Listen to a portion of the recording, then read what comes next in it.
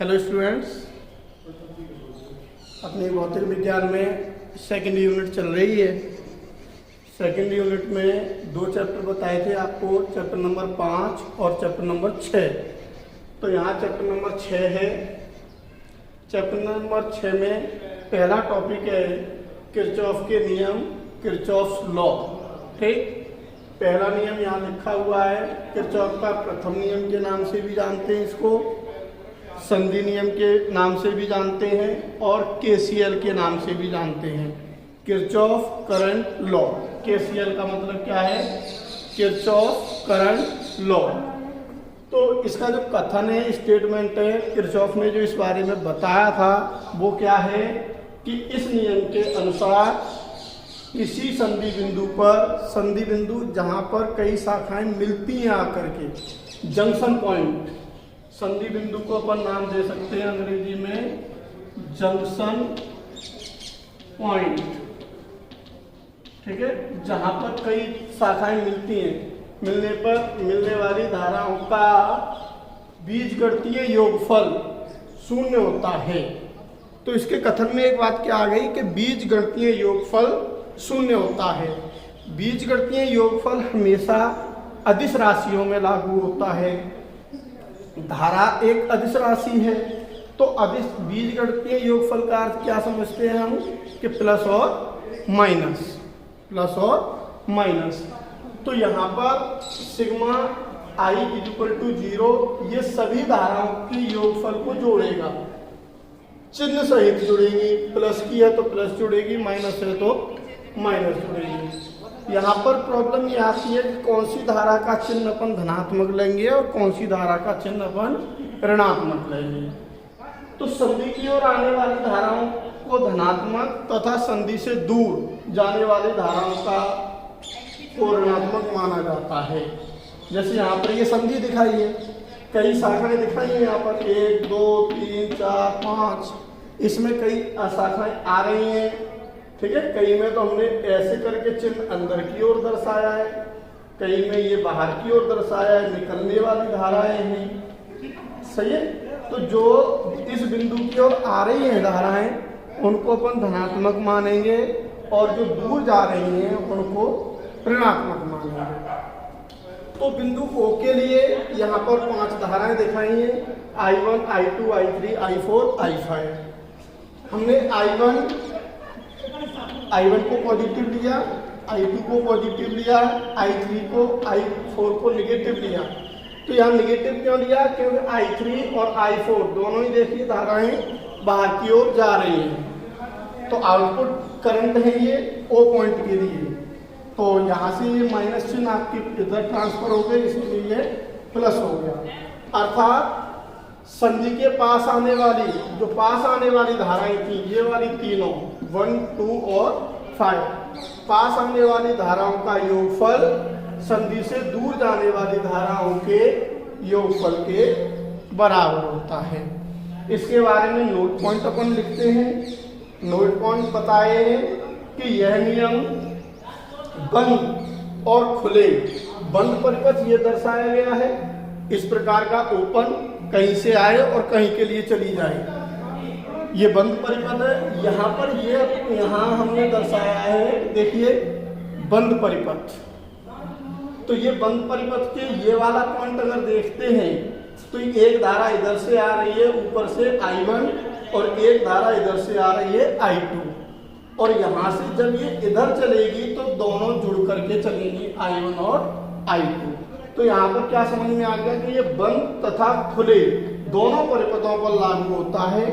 दूसरा पॉइंट क्या है? यह नियम आवेश संरक्षण पर आधारित है, आवेश संरक्षण पर आधारित है। बोलिए, यहाँ पर ये क्लियर हो गया, आवेश संरक्षण पर। तो ये पहला नियम है। इसके बाद हमारा जो टॉपिक है वो है किरचॉफ का दूसरा नियम।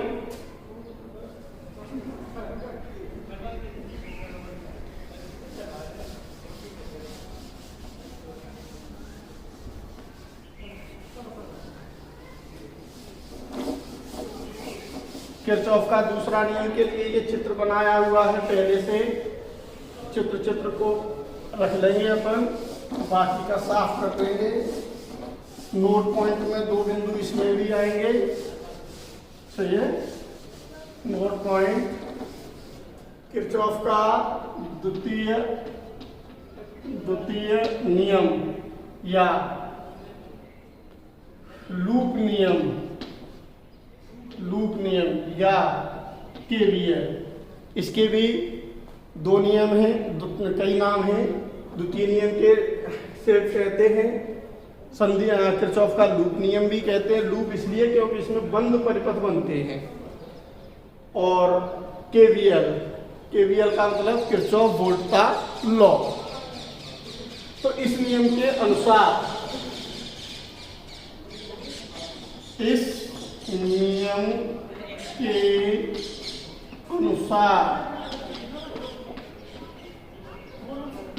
किसी बंद लूप भी कह सकते हैं, पास भी कह सकते हैं, किसी बंद लूप की प्रत्येक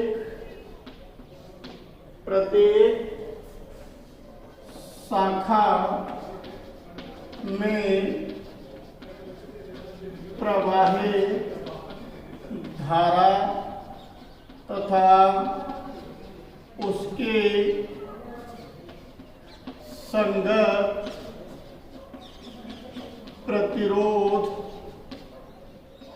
के गुणनफल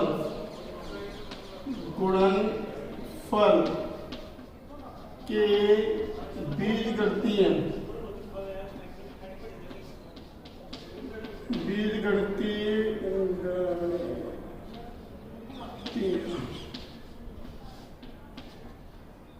गुणनफल के बीजगणितीय योगफल का मान उस बंद लूप में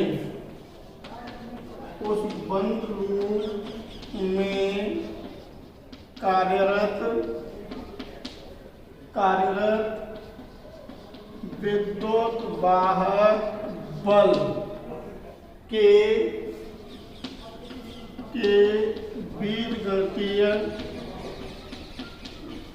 बीजगणितीय योगफल के तुल्य होता है। इन्वर्टेड कॉमा बंद करना है।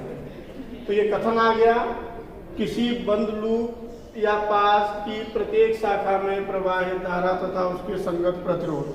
जैसे ये बंद लूप है, इसमें ये वाली शाखा देखेंगे तो इसमें धारा देखेंगे और प्रतिरोध देखेंगे, दूसरी वाली शाखा देखेंगे तो उसमें धारा और प्रतिरोध। तो इसका अर्थ ये आ गया, अर्थात सिग्मा IR धारा और प्रतिरोध के गुणनफल का बीजगणितीय योगफल सिग्मा ऑफ E। यहाँ एक तो है सिग्मा चिन्ह है ये वाला, ठीक है, ये सिग्मा है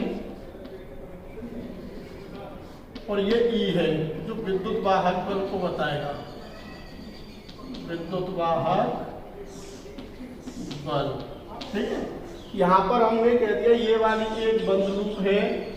अगर बंद लूप ABCD लेते हैं आप, बंद लूप ABCDA, बंद कब होगा जब लौट करके आप वहीं पर आ जाओगे, ABCDA। ठीक है, तो अगर जैसे आपने नाम दिया इसको ABCDA, इस प्रकार से जो चलने की दिशाएं हैं वो धनात्मक रहेंगी और ये विपरीत अगर कहीं मिलती है, जैसे हमने ये वाली शाखा देखी तो धारा इस प्रकार से चल गई, तो ये धारा जो BC में है वो अपोजिट है, हमारे चलने की दिशा B से C की ओर धारा है, C से तो माइनस आएगा, ऊपर वाले ऐसे घूम करके आओगे D से A की ओर तो ये धारा आएगी पॉजिटिव, क्योंकि आपके चलने की दिशा डी से ए की ओर है, धारा के चलने की दिशा। तो इसी प्रकार से I1 R1 minus I2 R2 बराबर, यहाँ पर दो विद्युत वाहक बल है, दो सेल लिए अपन ने, E1 और E2। तो E1 की दिशा तो आपके चलने के अनुसार थी, क्योंकि आप भी तो इधर आ रहे थे, तो इसलिए ये रहेगा धनात्मक E1, और इसकी दिशा इधर से चलोगे आप, देखो ऐसे तीर जा रहा है आपके चलने का, तो ये विपरीत हो गया, इसलिए ये माइनस में E2। ठीक, इसीलिए इसी प्रकार जो बंद लूप हमारा दूसरा है, बंद लूप आप अपने अनुसार मान सकते हैं, इसमें जरूरी नहीं है कि मैंने ए बी सी डी लिया है तो आप भी ए बी सी डी ही लेंगे। क्लियर? लेकिन ये ध्यान रहे कि अगर मैं ऐसे लेता ए बी सी डी, तो ए और डी, ठीक है, ये धारा विपरीत हो जाती, धारा इधर चलती और मैं इधर चलता ए से डी की ओर। ठीक है, तो ये माइनस आता, ये प्लस आता। इसी प्रकार बंद लूप देखिए नीचे वाले B E F C B में, ठीक है। अब इसमें देखेंगे तो एक ही लूप बना हुआ है, इस प्रकार से धारा चल रही है। तो धारा इस शाखा में तो धारा आ रही है, देखिए I2 और R2 है, तो I2 और यहाँ पर बताओ चिन्ह प्लस लगेगा या माइनस? प्लस लगेगा। क्यों लगेगा प्लस? क्योंकि जैसे ही आप ऐसे चल रहे हो ना, तो ये धारा पूरे चक्र में, पूरे परिपथ में, पूरे बंद लूप में धारा की जो प्रवाहित होने की दिशा है वो एक ही दिशा से प्रवाहित हो रही है। क्लियर? इसलिए अगर इसमें किसी भी शाखा में, जैसे आप ऐसे चलते और ये धारा इसमें विपरीत आ रही होती, तो आप माइनस लगा सकते हैं। तो I1 प्लस I2 R3। अब देखिए इस लूप में बैटरी कितनी जुड़ी है, नीचे वाली शाखा में बैटरी है नहीं, तो विद्युत वाहक बल होगा नहीं। ऊपर वाली शाखा में बैटरी है, जिसके विद्युत वाहक बल की दिशा आपके अनुसार है, जैसे आप चल रहे हो उसी तरीके से, तो प्लस में रहेगा E2। इस प्रकार से जब भी हम किरचॉफ के दूसरे नियम से सवाल हल करते हैं, तो इस प्रकार दो समीकरण बन जाते हैं। उन दोनों समीकरणों के को हल करके धाराओं के और प्रतिरोधों के मान प्राप्त कर देते हैं। यह नियम, जो ये प्रथम नियम क्या था कि बंद और खुले दोनों पर है, ये केवल सही है, यह नियम केवल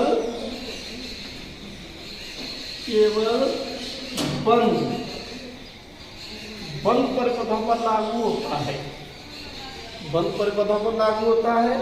दूसरा पॉइंट, यह नियम आगे दिया था यहाँ, ये इसके लिए आएगा सेकंड नियम के लिए ऊर्जा, यह ऊर्जा, तो ये ऊर्जा संरक्षण पर आधारित है। इसी आधार पर, इन दो नियमों के आधार पर हम एग्जाम्पल करते हैं। एग्जाम्पल नंबर 1 और 2 इसी से दिए हैं, मैं मेरी तरफ से लिख देता हूँ कोई भी एग्जाम्पल। कि एग्जाम्पल है, चित्र में I का मान ज्ञात करो। चित्र बना दिया,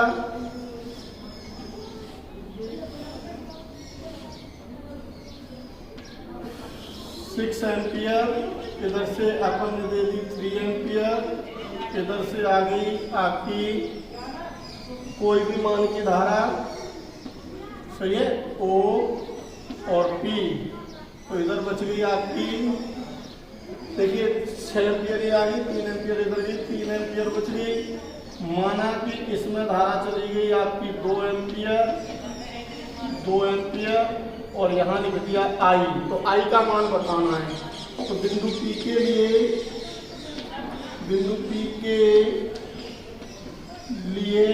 देखिए ये वाला बिंदु P है, तो यहाँ ये दोनों तो जा रही है निकल करके, तो 2 + A जाने वाली धारा I, 2 + I = 3। तो I इज इक्वल टू 3 माइनस 2, I is equal to 1 ampere. इस प्रकार का क्वेश्चन बोर्ड में पूछा गया है, ठीक है, और संभावना रहती है पूछे जाने की। इसी प्रकार का एग्जाम्पल नंबर 1 है जिसे आप सॉल्व करेंगे। एग्जाम्पल नंबर 2 किरचॉफ के लूप नियम पर आधारित है। एक लूप से एक समीकरण प्राप्त होगी, दूसरे लूप से दूसरी समीकरण प्राप्त होगी। दोनों समीकरणों को हल करके आप आंसर निकाल लेंगे, जो भी आंसर वो निकलवा रहा है।